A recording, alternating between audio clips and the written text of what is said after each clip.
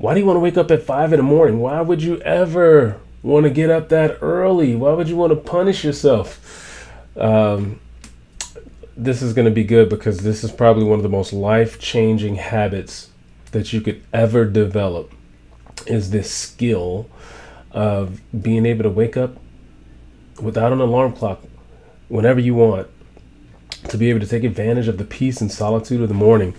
This is something that I've kind of developed an identity around. That's how the Morning Hero was born. So today, in today's training, this private elite training that we're doing, which is specifically for our Morning Hero community, we're going to talk about how do you build it. Even though you may want to do it, the body doesn't always follow through and help you out with it. I mean, I'm always, we're always moving, we're always going, we're always tired. It's hard to get up in the morning. So today I'm going to show you 5 techniques that's going to help you build this skill so that it just becomes automatic. It becomes your autopilot so that you can really, really be operating on all cylinders, because you get up and you get going first thing in the morning. You get a head start. And so that's the premise of today. So in the comments below, go ahead and leave. Let me know, what time are you currently waking up? What time do you get up right now? I want to know, kind of get a starting place of where everyone's coming from. And that's what we're going to be talking about, is now how do we build that as a rock solid habit. So first I'm going to tell you a little bit about kind of how I got into this journey of waking up super early. Why I even started to begin with. And it was, I remember I was in sales, I was in real estate, and I kind of hit this plateau in life where I felt like I was just in this rat race, and I call it the whirlwind. Like every day was the same. I would just get up and run right into the madness. I would just get up and go to work and kind of bounce around from thing to thing, kind of scattered and not really organized and structured, and would exhaust myself to the point where I came home and just kind of sunk into, fast food and mindless television or social media all the way up until about midnight or 1 o'clock in the morning, till I finally fell asleep and would get up the next day and just kind of do it all over again. And I existed that way for about 5 years. And one day I recognized, like, wait a minute, I haven't made any progress. I'm the exact same person I was 5 years ago. And that was a wake-up call for me. Because I call those the lost years. It's like I had all the way up until that point, I felt like I was making progress every year. I was getting better and better. I was making more money. I was progressing in my career. And then I hit this low point where I just stayed stuck. And I was the exact same person, making the exact same money every year, having the exact same problems, trying to lose the exact same 10 pounds. And I didn't feel like I was making any progress. In fact, it felt like I was kind of going backwards, while other people was striding ahead of me.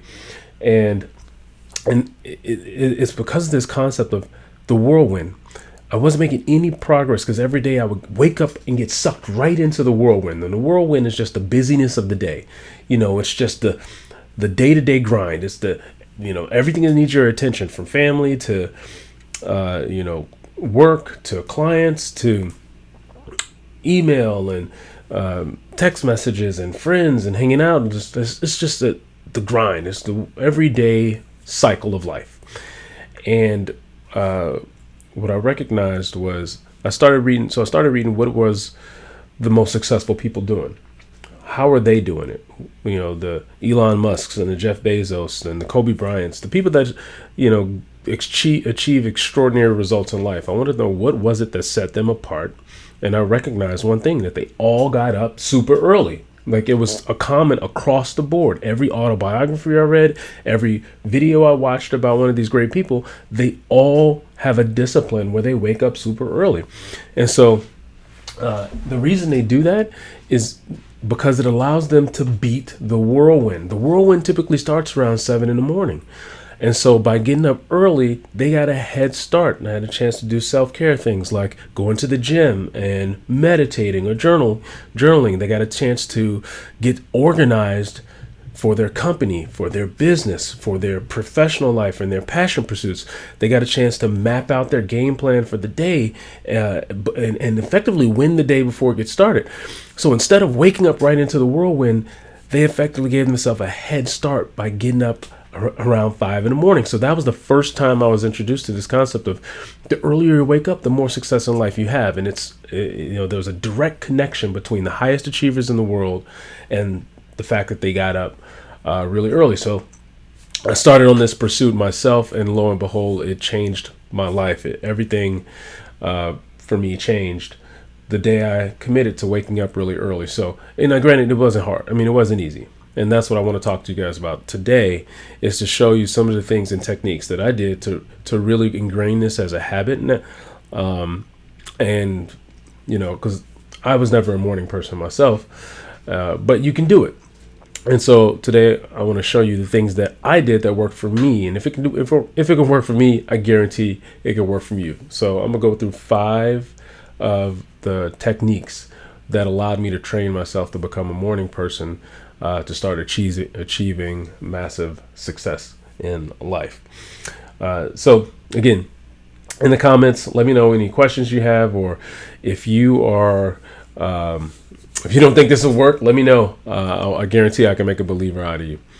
And also, I'll go through number 1, the first big concept that I had to absorb and embody to make this transition from a night owl to a morning person is that number 1, you have to make a decision and commit. Now, this is a lot of people, like, they think they want to, but they don't fully commit.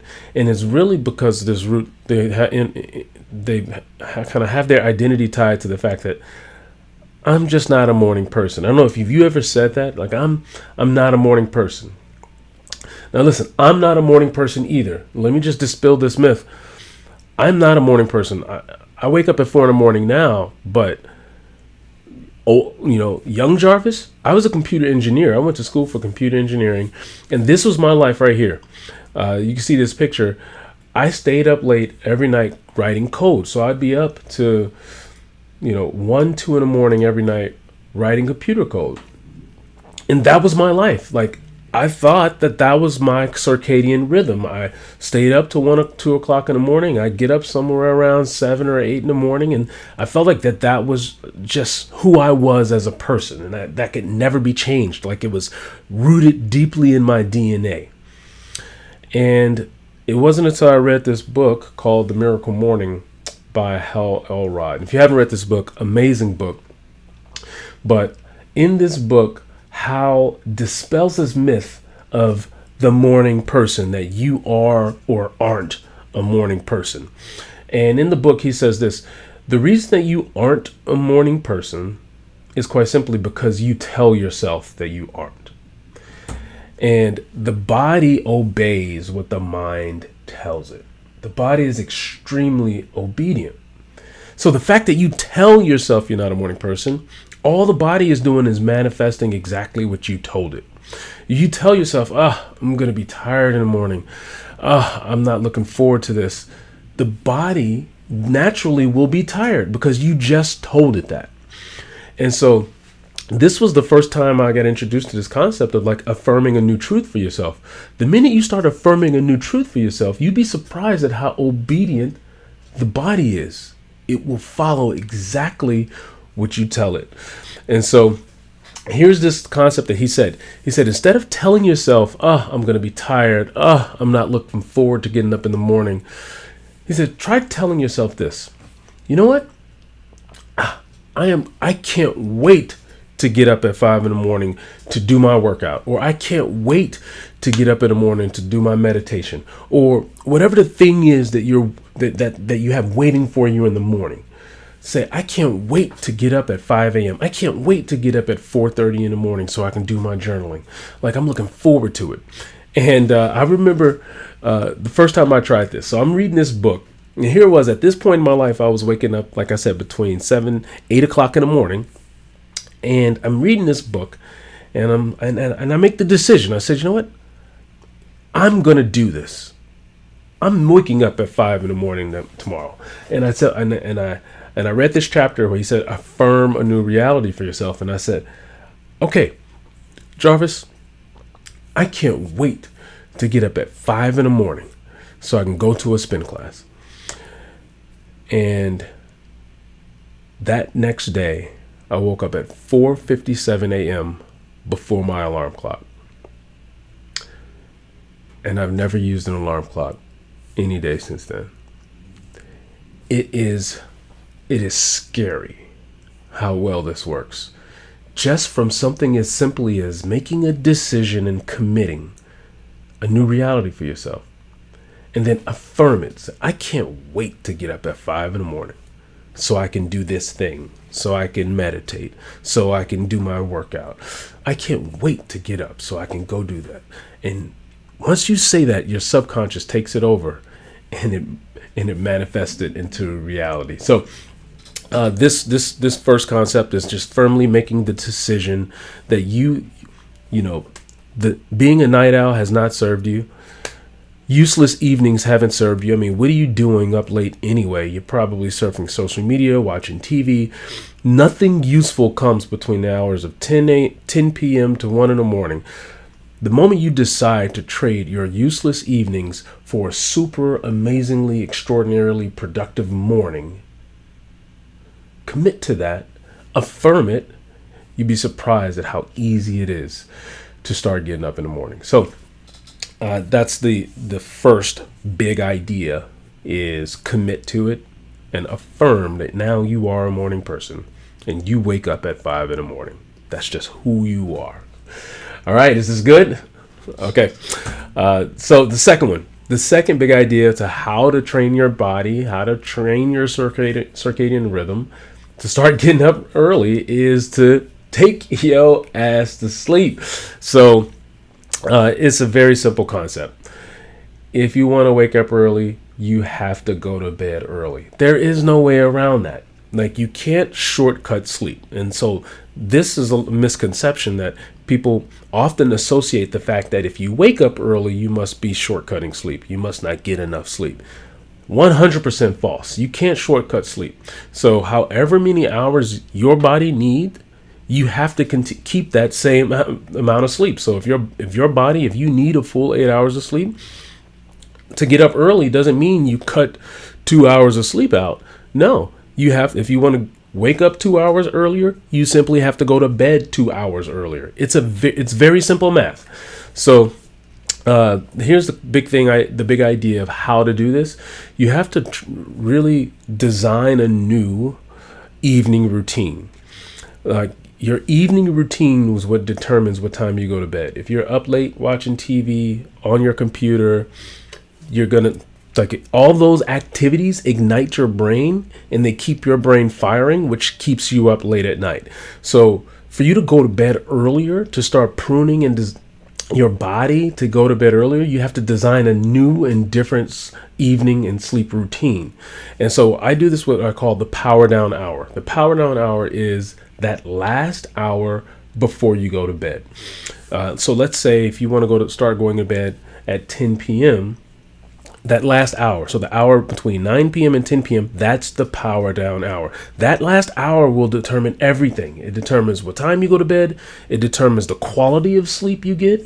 Like, that last hour is the most critical hour, probably the most important hour of the day, right? Because it will determine if you're able to get up early and with vibrant energy the next day. So that last hour is the most important hour of the day. So I treat it like gold, and I design a whole process, a routine that will happen during that last hour. And so the first step is you want to set an alarm on your phone to go off. And this is an actual picture of my alarm. My alarm is called Take Your Ass to Sleep. And so my bedtime is 9 p.m. So I set my alarm for 8 p.m. So when that alarm goes off, I pull my phone out, I look at it, it says Take Your Ass to Sleep. And then, therefore, I know exactly what I need to do, and so I start. At that point, it's a trigger, and it triggers me into my nighttime routine. And so, for me, that means disengaging with screens. So no more phones, no iPad. Stop doing email or any work-related items, and as much as we can, disengage with television. Now, this isn't an absolute truth. There are times me and my wife, we're watching a Netflix show or something. But the idea is that during that hour, you want to do something that's going to soothe your brain, not spike it, but soothe it. And so your digital device, especially your phone, your laptop, doing anything work related, doing anything email related, all those things will spike your brain and ignite it again. So that stuff you definitely want to disengage with. And then for myself, I like to do something like either take a hot shower, a warm bath, and read a book. Those are things that will kind of guide and coast my brain into sleep mode. So reading, especially reading for me is probably the best thing to do at night. One, it makes me sleepy. But then two, it fills my brain with good energy and knowledge that my subconscious will continue to feast on all night long. Your subconscious, think of it like, whatever you watch or whatever you consume right before you go to bed, your subconscious will continue to work on it all night long. You may have noticed this. Is like if you watch a scary movie, you might have nightmares throughout the night. Like whatever you consume right before bed, your subconscious will continue to feed on it, continue to work on it for the rest of the night. Now, why not give your subconscious something great to work on? Why not give it a great homework assignment, right? By reading a personal development book, now you're giving your subconscious something to actually absorb, to work on, to see how it's going to apply it to your life. Like your subconscious will continue to churn on that. So I read a personal development book and that's what puts me to sleep. And then my subconscious takes that homework assignment and all night long, it's working on whatever chapter I just read. And then I wake up a better person, right? So this is a powerful concept. Reading before bed is a great way not only to ensure you go to bed earlier, but it's a great way to learn and absorb through personal development. By whatever book you're reading, your subconscious will then continue to push that agenda forward throughout the night. And you'll get better quality sleep. You won't have these nightmares and any of the negativity that you get from like social media or from some watching the news or watching television. You don't want to sleep on that negative energy, right? You want to sleep on positive, good energy. And reading a personal development book puts you into that state right before sleep, which then you get really good, deep quality sleep. So this power down hour is going to be your ticket to designing your evening so that you can go to bed on time. Because if you could go to bed on time, you can wake up on time. It's really simple. So that's the number 2 big idea, is to go to bed early. All right. Number 3, the third big idea of how to retrain yourself to start going to bed earlier and getting better and deeper, richer quality sleep is to eat light. I remember my family, I don't know if you can tell, but I'm black. Not only am I black, my family's from the South. My family's from Mississippi.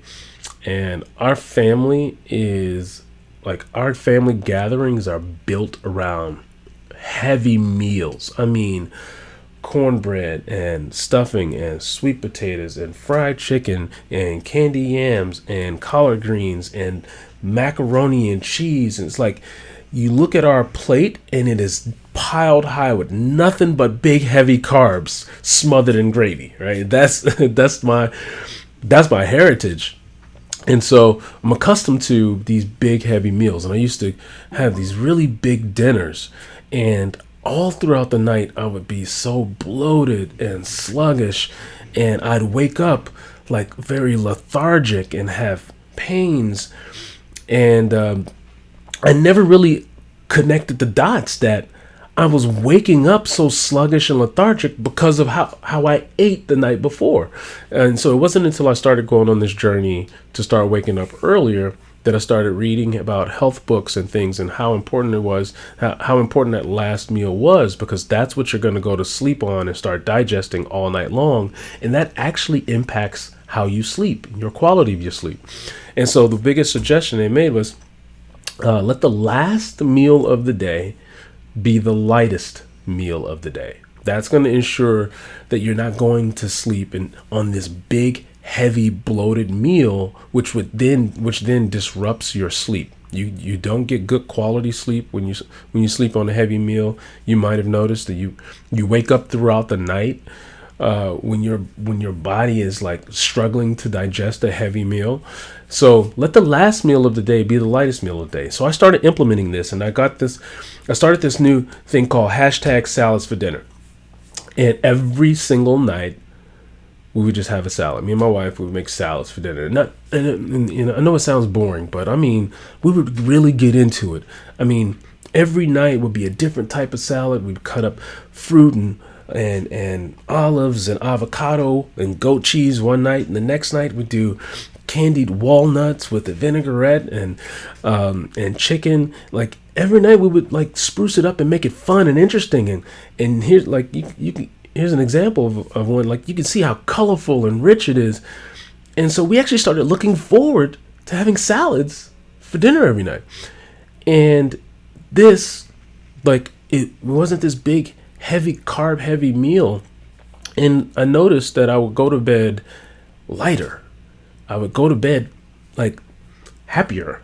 And, in fact, I would wait, and it dictated how I woke up the next day. So I would wake up the next day lighter on my feet, not so sluggish, not so lethargic. I didn't need to drown myself in a cup of coffee and immediately when I woke up. That last meal allowed me to wake up with spring in my step because I wasn't so weighed down. So the last meal of the day will dictate what time you go to bed, the quality of your sleep you go to bed you have, and then actually how energetic and vibrant you are when you wake up. So let your lunches be your heaviest meal, and your last meal of the day should be a light meal. And I recommend #salad for dinner. If you go on Instagram, you'll see, if you type in #salad for dinner, you'll see I post a lot of my dinners every night. I take a picture of what salad we're having. And so, and make it fun and interesting. Like salads don't have to be boring. You can get really creative with salads. So anyway, last meal of the day be the lightest meal of the day. And by the way, if you're vibing with anything we're talking about, I have all of this built into our Morning Hero community called Tribe. And so if you're not already a member of the Tribe, you can go to tribe.themorninghero.com, and I have all of the lessons on what it means to be a morning hero, how to wake up early, how to plan and organize your day, how to be really focused and efficient with your time. Everything so you can effectively close out your day and be done by lunch. And so all of that, it's a whole curriculum that's built into the Morning Hero Tribe. And so that's at tribe.themorninghero.com. Go there and you can join. It's free. And you get instant access to everything that I'm showing you right now. I have a whole 5-day challenge built in there that'll help you within 5 days. You'll be waking up before 5 a.m. with no alarm clock. So that's inside of the Tribe. And there's also fun resources that you can download and have access to right on your phone to help guide you through that experience. So that's at tribe.themorninghero.com.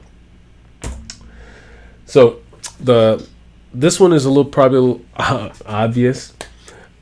You want better sleep? Don't sleep next to your phone. Yeah, it's easier said than done, right? Yeah, trust me. I know this is the hard one for me. But there's no secret that sleeping next to your phone isn't healthy. First and foremost, it's keeping you up late. Like whatever you're doing on your phone at night is igniting your brain. Whether that's if you're surfing social media in bed, if you're checking emails from work, that's definitely igniting your brain, trying to close off some last minute items. Even if it's, online shopping or whatever it is you're doing, all that is igniting your brain. So if your phone is right next to you in your bed, right on your nightstand, there's that gravity. It's that urge. Like even if your phone is in the vicinity, your brain is this constant urge to want to grab it, to want to pick it up. And every time you do it, you look at that screen, boom, you're reigniting your brain. So the best thing you can do is move your phone away from you. Don't sleep next to your phone. Here's what everything that happens when you sleep next to your phone. One, you stay up later. Two, you don't get the best quality sleep. Again, because your phone is there, your brain constantly wants to grab it. So all throughout the night, you might get a notification. It might buzz. It's interrupting the quality of your sleep just because it's in the vicinity around you. Your brain, subconsciously, your brain knows it's there, and it constantly wants to grab it and check it. So it's interrupting your quality just by it being close to you. And then the biggest thing is that your phone is your alarm. You're going to snooze it. Like, all you have to do is reach over, hit the snooze button. If your snooze button is right next to you, it's too easy to snooze. And so the best thing you could do is move the snooze button, move it across the room. In my case, what I used to do is I used to move my phone in the bathroom. It wouldn't even be in the same room with me. And, people thought I was crazy when I told them I put my phone in the bathroom. And actually, here's an actual picture of my charging station. I actually have the charger plugged up in the bathroom, so I would have to charge my phone overnight in the bathroom. And here's why I did this. Quite frankly, if it's in the bathroom and I still used it as my alarm, when it would go off, I had to jump out of bed and run to the bathroom to turn off the alarm. Now, at that point, I'm already up. In fact, I'm sitting right there looking at myself in the mirror. I got my toothbrush right here. I might as well just go ahead and grab my toothbrush and get going and get started. Like, I'm not going to go back to bed after I'm already in the bathroom. At least I shouldn't, right? So this one was this was an easy way to hack myself. Like, it forced me to get out of bed and run to the bathroom. And once I'm already in the bathroom, I might as well just get started. So you don't have to be that drastic, but at least move it across the room, someplace where it's not within an arm reach. That way you can't snooze it and you can't grab it all throughout the night, which is going to constantly interrupt your sleep. So moving your phone, that's going to be one of the easiest things you could do. By the way, it will be the hardest thing for you to do because no one wants to be more than 3 feet away from their phone at any given point in time. But commit to it. If you commit, move your phone, I guarantee it's going to do wonders for your sleep. So let me know what you think about that. And by the way, send me a picture of your charger, where you've plugged it up at once you've moved it away from your bed. All right, so we're down to the last one. The last big idea that's going to help you retrain yourself so that you can wake up with no alarm clock. And it is establishing a morning appointment. Have you ever noticed that whenever you got something to do, you kind of wake up right in time for that? Like, and especially like I noticed this on days that I like to golf, and I would go golfing.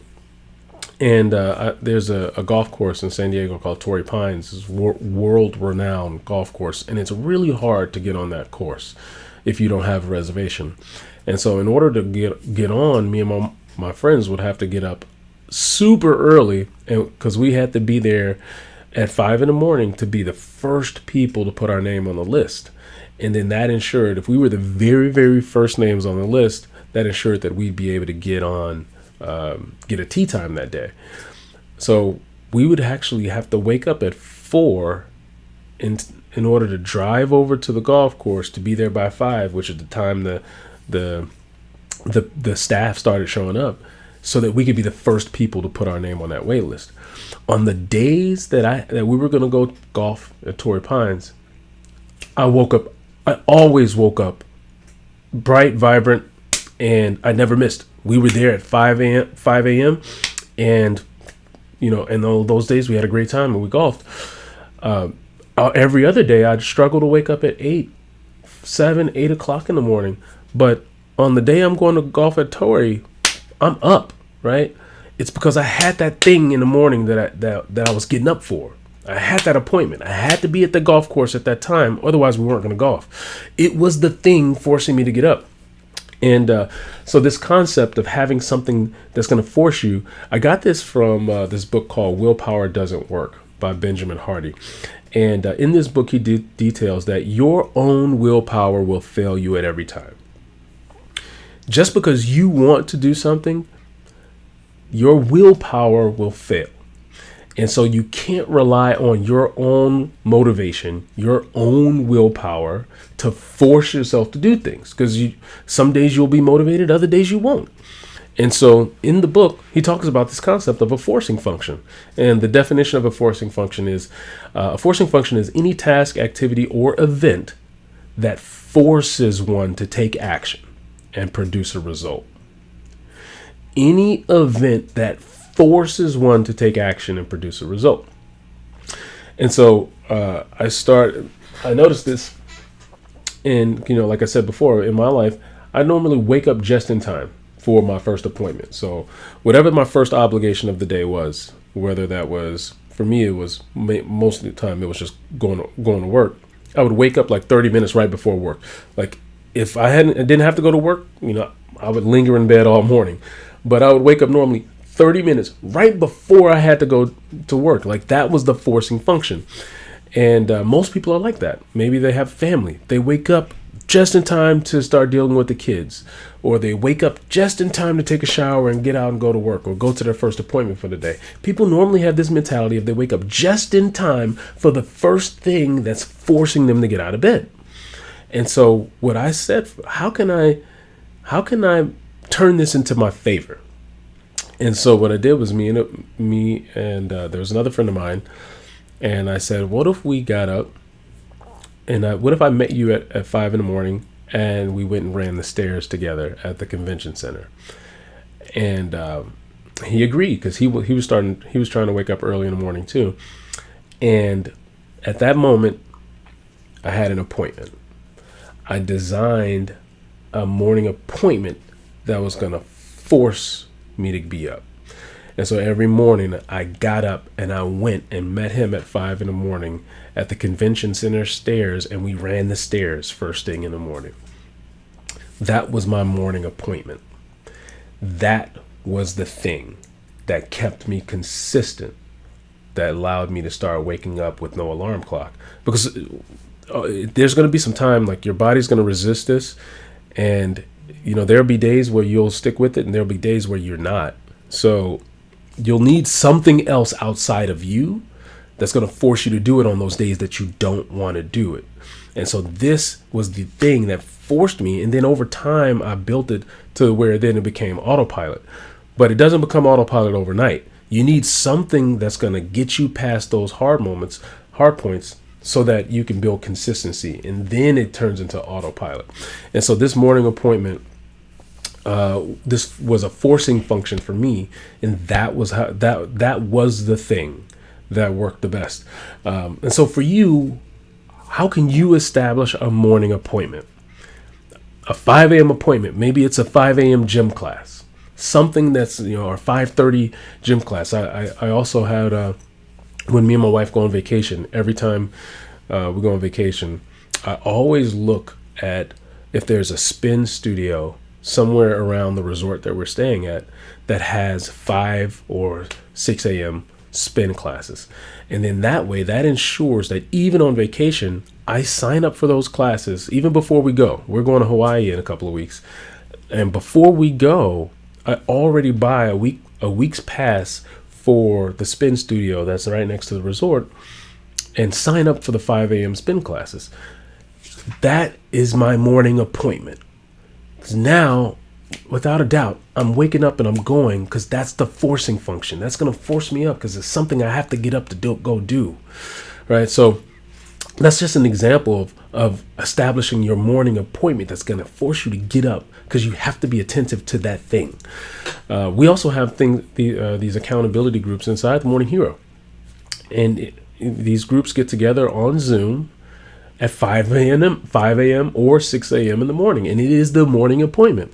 And so they get together on these Zoom calls, and they do a whole morning routine together. They do a meditation, they do some journaling, they plan and organize their day, and then they commit to the whole group the top 3 things they're going to get done that day.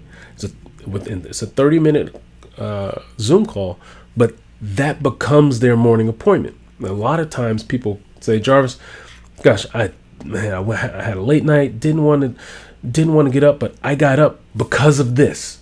Because I had to be here. Because I had to, attend this call. This call is the thing that got me up and keeps me going and keeps me consistent, gets my day started. It becomes the forcing function for the morning. And so that's just another example of a forcing function for your morning, to guarantee to get your morning started. So what brainstorm some ideas of what type of forcing functions, what type of morning appointments can you lock in stone for yourself that guaranteed will give you something to look forward to waking up to. Because if you don't have a morning appointment, your brain will linger and stay in bed all the way up until the first thing it has to be attentive to. And so now just schedule something in your calendar at 5 a.m. that you have to be attentive to, and that's going to force you to get up. So guaranteed, this is the fail-safe way of doing this. And if you want to know more about our morning accountability groups here at the Morning Hero, again, we have groups that start at 5 a.m. or 6 a.m. in the morning in all time zones. And all you do is you get on these calls, and again, it is a structured morning routine. You do some reflection and journaling, you do a meditation, and then you plan and organize the day of what the day looks forward, and you declare your top priorities for the day to the group. It's a quick 30-minute call, and in that call, it sets your day on fire. And then most people leave that call and they go off and do some exercise, or they go off and start doing their big actions for the day. But it's the thing that ignites people through their day. And so if you want to learn more about that or apply to be a part of that group or any one of these groups, you can go to themorninghero.com/apply for more information, and then it'll set up an appointment with me and I'll talk you through it, see if it's something that'll work for you. All right, so those are your five big ideas just to help you wake up early. I hope this was informative. Let me know in the comments if you got anything out of this, or let me know what your favorite one was. I'd love to hear what your feedback is. All right, with that being said, go off and attack the day, everyone. You got the whole day ahead of you. Go out there and kick some ass. See you in the next one.